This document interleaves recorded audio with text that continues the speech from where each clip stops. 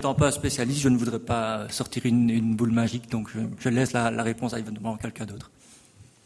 Qui voulait réagir à la première intervention de M. Bastin? M. Wall? Monsieur Lambert.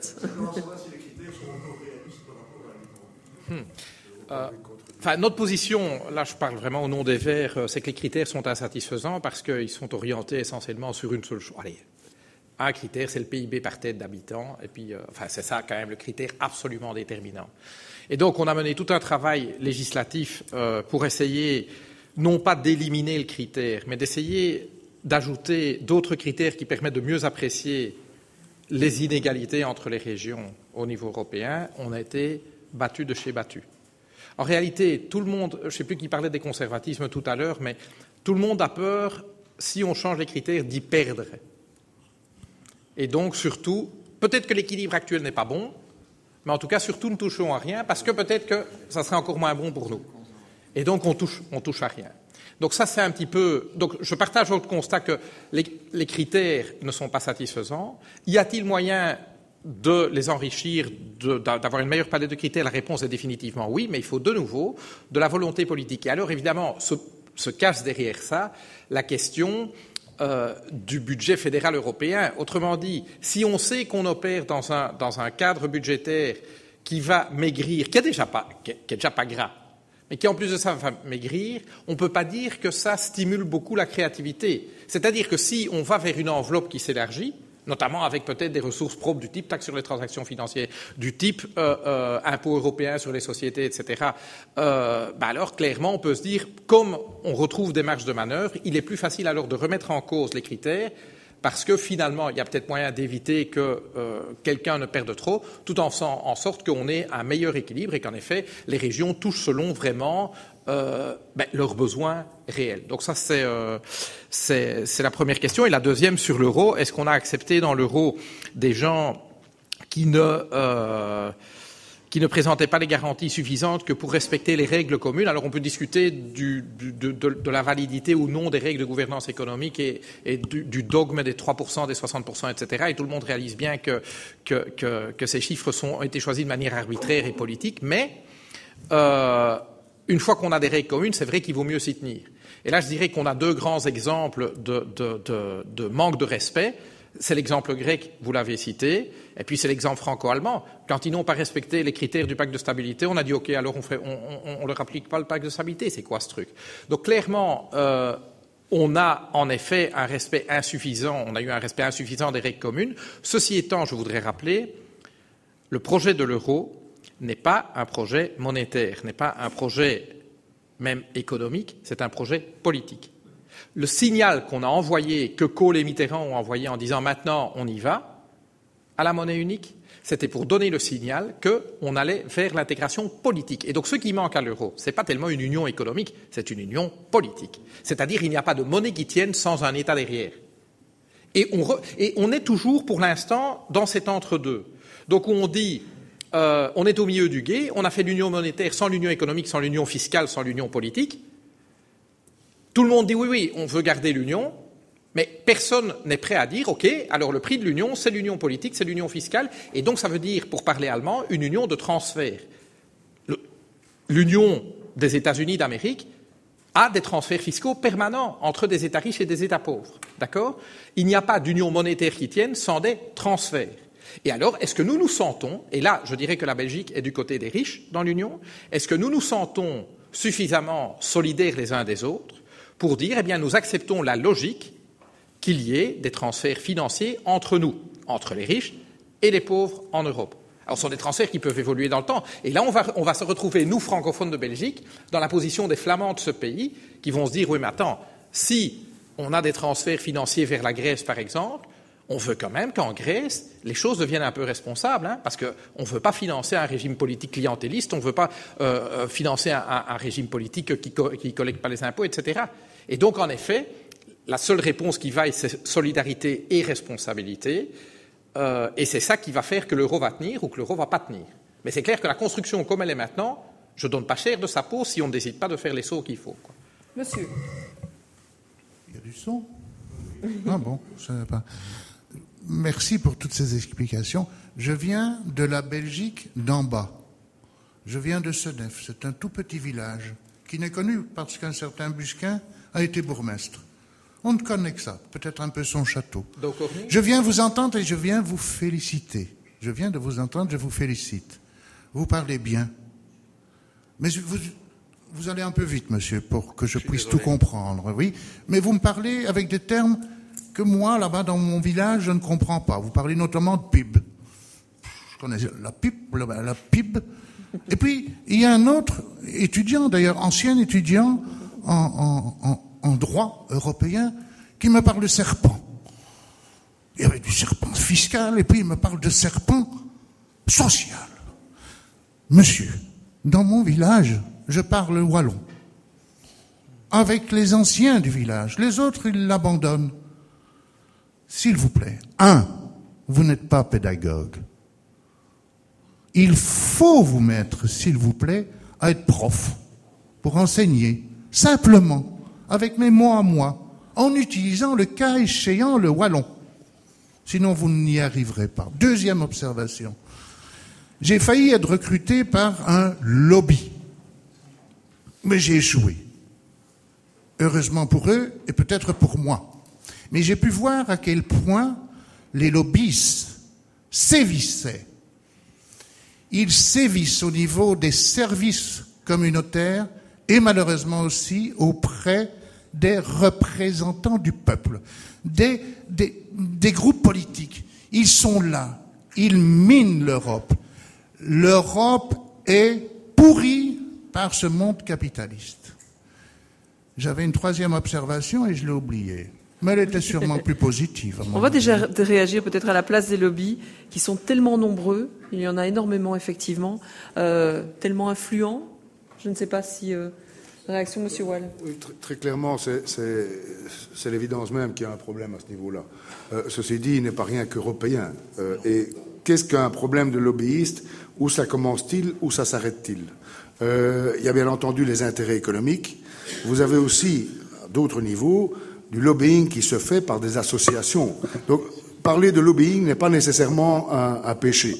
Il peut y avoir des intérêts tout à fait légitimes à d'autres qui attirent l'attention des représentants sur des problématiques dont ils n'ont pas nécessairement toute la connaissance ou la notion. Lorsque l'on parle de matières extrêmement techniques, vous ne pouvez pas demander, même si on parle peut-être parfois compliqué, vous ne pouvez pas demander à un représentant de connaître toutes les matières de la société. Ce n'est pas possible. Ce serait déraisonnable de vouloir le prétendre. Donc, qu'il y ait des informations qui soient faites, c'est important. Ceci dit, et je crois qu'il faut quand même reconnaître qu'au niveau européen, M. Lambert pourra probablement le confirmer, au niveau du Parlement européen, un certain nombre, et au niveau de la Commission, un certain nombre de mesures ont été prises pour essayer de canaliser et identifier le phénomène. Probablement pas encore suffisamment, mais en tout cas ça a été fait. Il faudra sans doute encore avancer. Et là, je laisserai la parole au député européen qui connaît très certainement mieux que moi la mécanique à ce niveau-là. Mais par exemple, il y a désormais des nécessités d'une agréation, etc., sans quoi pas possibilité. C'est insuffisant, nous sommes d'accord. Mais au moins, ça ne peut ou ça ne devrait plus se faire le visage masqué. Ça se fait très certainement encore. Mais ça ne se fait pas qu'au niveau européen. Et cela ne veut pas non plus dire que ça marche. J'avais juste une question. Monsieur Martens, il est toujours président du PPE? Oui, il n'est pas mort. Vous voulez dire quoi, que c'est à vie? Votre gérontocratie, sauf vous comme exception, bien sûr. Et puis... Il y a d'autres exceptions, il y a d'autres jeunes dans le Parlement. Une réaction de M. Lamberts par rapport au lobby. Est-ce que vous subissez énormément d'influence? Mais donc, qui est des lobbyistes? Et donc, moi, je fais une petite différence entre les lobbyistes, c'est-à-dire qui viennent défendre des intérêts particuliers, et il n'y a rien de mal à défendre des intérêts particuliers, sauf quand on fait semblant de défendre l'intérêt général. Mais donc, c'est clair qu'il y a d'une part des lobbyistes qui viennent défendre les intérêts de Deutsche Bank, les intérêts des compagnies d'aviation, etc. Et il y a des associatifs qui viennent défendre, non pas des intérêts financiers, je veux dire, mais une conception de l'intérêt général. Je fais quand même une différence entre les deux, et je trouve que les uns et les autres peuvent être entendus. Maintenant, pardon? On doit purement et simplement les interdire. Mais non, attendez. Qu'est-ce que la démocratie, sinon l'arbitrage, enfin, la tentative de collectivement trouver les équilibres qui garantissent le mieux l'intérêt général, dire on va garantir l'intérêt général en ignorant la composition de l'intérêt général, c'est peut-être un petit peu aller loin. Je veux dire, moi je n'ai pas de problème que des gens viennent défendre leur intérêt. Le vrai problème... Mais évidemment. Et donc je rigole. Moi, je vois des grands patrons de banque. Mais la plupart du temps, c'est moi qui leur fais la leçon. Non, c'est pour leur faire la leçon. Je veux dire, quand ils viennent me regarder de haut et me dire, écoutez, je vais vous expliquer ce qu'il faut faire, et toute la crise, c'est de la faute des politiques, etc. Ben, moi, je peux leur répondre en disant, écoutez, c'est bien gentil, mais si moi je dois prendre des leçons de prudence, c'est pas chez vous que je vais venir les prendre. Et en effet, vous venez défendre les intérêts de Deutsche Bank. Et vous pouvez le faire, mais en tout cas, c'est à moi de décider ce que je crois être, enfin c'est à nous de décider collectivement ce que nous croyons être dans l'intérêt général. Et en effet, on ne peut pas tout connaître de tout, mais il faut quand même, comme politique, là je suis désolé, mettre les mains dans le cambouis. Il faut être capable de maîtriser au moins ces parties de dossier. Vous m'avez qualifié de technicien, je suis fier d'en connaître quelque chose sur ce que... Il avoue, mais il a avoué. Ce que je veux dire, c'est que je prétends légiférer sur quelque chose que je comprends. Et si je ne le comprends pas a priori, je l'étudie suffisamment pour le comprendre. Et je ne m'informe pas nécessairement chez ceux qui ont des intérêts financiers à la cause. Je veux dire, ils sont forcément dans une situation un peu suspecte. Je préfère aller en écouter d'autres, et puis je croise les points de vue. Et le problème donc du lobbying, c'est pas qu'il y ait des lobbyistes, le problème du lobbying, c'est que certains dans la classe politique ont la colonne vertébrale juste un petit peu molle, et se laissent... Je dis, le problème, c'est pas qu'il y ait des lobbyistes, c'est que dans la classe politique, il y a des hommes et des femmes politiques qui avalent ce que les lobbyistes leur racontent. Moi, ça m'amuse, c'est pas pour ça que je les crois. On est à Louvain-la-Neuve et donc on va donner la parole à un jeune qui a assisté au débat et qui s'intéresse effectivement à la question européenne. Bonjour. Oui, je voulais déjà réagir sur ce problème des lobbies. Et en fait, évidemment, je suis d'accord avec monsieur là-bas, puisque le principe de la démocratie, c'est une tête, une voix. Or, le lobby vient à l'encontre de ce principe, puisque c'est 1 million d'euros, une voix, ou ainsi de suite. Donc, c'est ceux qui ont le plus d'argent qui arrivent à imposer leur vision des choses. On peut voir aussi de manière plus générale, évidemment, on parle de l'Union européenne, mais on se demande jamais, on regarde jamais les choses dans un regard historique, et comment prétendre vouloir changer l'Europe, la faire avancer, faire plus de solidarité, tous ces mots un peu bateaux qu'on retrouve évidemment dans la bouche des politiques en permanence, alors qu'on sait très bien historiquement que la construction européenne, et vous l'avez dit précédemment, a été d'abord enclenchée par l'unification économique, et que donc le libéralisme économique fait partie intégrante de la construction européenne, et que donc c'est plutôt contre cette construction européenne qu'il faudrait se battre, plutôt que d'essayer de se débattre comme dans un simple mouvement, comme le remarque très bien monsieur André Flau, qui a l'air d'être le dindon de la farce à chaque fois que il reçoit des documents de l'Union européenne et qu'il n'a pratiquement plus de pouvoir politique pour changer les choses. Donc voilà, c'est un petit peu triste de se dire ça dans une réunion sur l'Europe, mais évidemment, je pense que c'est évidemment l'Union européenne qu'il faut remettre en cause et pas les politiques qui sont appliquées là, puisque c'est ces politiques qui sont liées à la construction européenne qui a été pensée et voulue par le gros business, comme c'est dit dans nos cours. Monsieur Flau, on est parti sur de mauvaises bases au départ ? Mais d'abord, j'ai pas l'habitude d'utiliser des mots bateaux. C'est aussi des caricatures, ça. Donc, j'ai pas l'habitude non plus de dire les choses pour faire plaisir aux gens.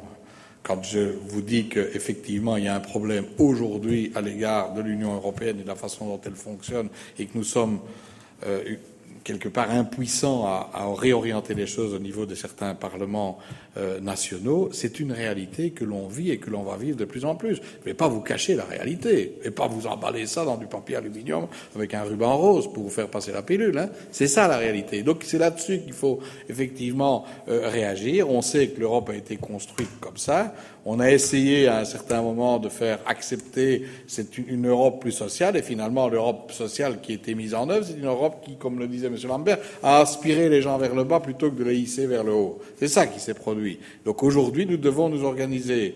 Mais nous organiser pas seulement en disant il n'y a qu'à, il suffit de...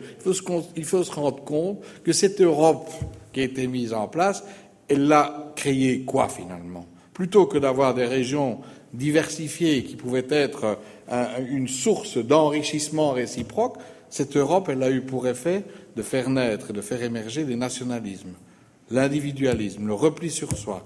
Et aujourd'hui, lorsque l'on parle des relations nord-sud, etc., et des riches et des pauvres, venir parler que la Belgique doit être solidaire avec d'autres pays européens, quand dans notre pays, il y a 40 députés sur les 88 au nord du pays qui refusent d'être solidaires avec le Sud. Alors il va falloir ferrailler dur pour faire en sorte d'être globalement, comme Belges, solidaires à l'égard du reste de l'Europe. C'est ça le défi que nous avons à relever. Mais c'est ça le résultat de la politique ultralibérale qui a été menée, c'est le chacun pour soi.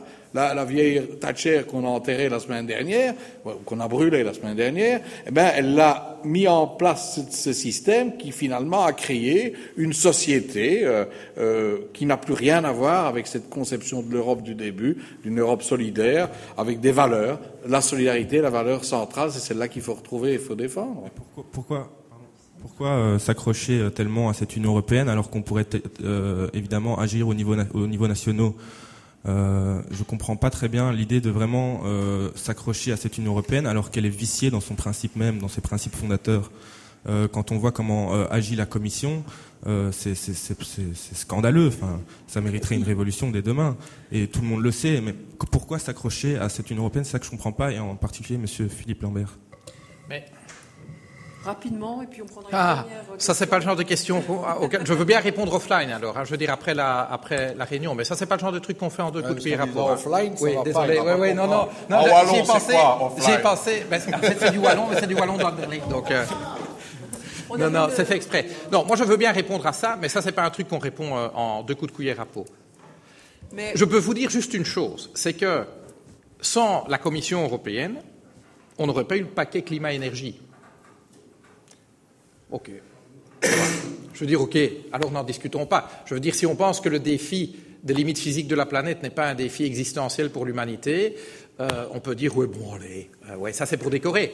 Moi, je veux bien. Donc, je ne sais pas, je voudrais juste comprendre votre question. Est-ce que vous dites, finalement, nous n'avons pas besoin d'un échelon européen et donc, finalement, relevons les défis du XXIe siècle de chez nous? Alors la question que je vous pose, c'est qu'est-ce que c'est de chez nous? Est-ce que, puisque André Flau l'a peut-être souligné, on voit déjà que la question solidarité-responsabilité, curieusement, elle joue dans notre pays. On a une union monétaire, fiscale, sociale en Belgique. Certains veulent la démolir.